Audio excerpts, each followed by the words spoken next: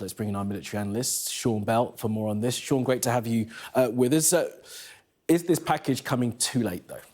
Yeah, Kamali, we've all been asking for this, waiting for it for some time. Over the last few months, Ukraine has been on the back foot. Its shortage of weapons means that Russia has capitalised. Russia has been attacking critical national infrastructure around the country, attacking the cities, but also on the front line. The Russian Air Force has been much more active at attacking as well, with this shortage of air defence missiles. Now, the main metric of success in this conflict is territory gained. If you remember, the Donbass was actually fiercely fought over last year. In the last, earlier on this year, Avdiivka fell, and you're going to see Chaziv Yar just to the west of Bakhmut there. Remember that name, because we're probably going to see that appears to be the target for Russia by the 9th of May, because that's when they celebrate their Russian Victory Day celebrations. Now, Putin's always been playing the long game in this. He always expected that Western support would gradually atrophy, that the supply of weapons would dry up. Because he's therefore seen this shortage of weapons, he's been pushing hard, even though Russia has suffered massive casualties over the last few months. Well, Sean, give us a sense of what's actually in this aid package that we've been waiting so long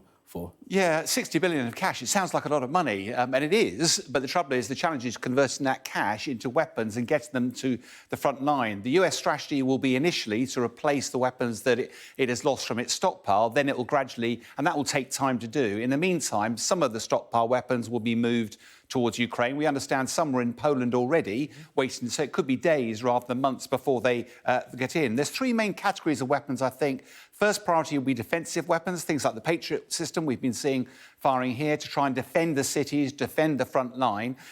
Apart from that, the front line is consuming vast quantities of artillery and bullets. It's not sexy, but that's where the lion's share of the effort is going to go there. That's the volume that needs to be got to the front line. And then the third priority probably will, when Ukraine gets onto the front foot again, it'll want long-range missiles such as ATACMS, HIMARS, stuff like that. But the real challenge here, I suspect, for Ukraine is they've lost momentum in this war, and momentum is everything in warfare. How to, as President Zelensky said, you need to stabilise the front line first and then work out how to get back on the front foot, and that's going to be the big challenge for Ukraine. OK, and how are you going to describe this moment, Sean? Is it a turning point or something else?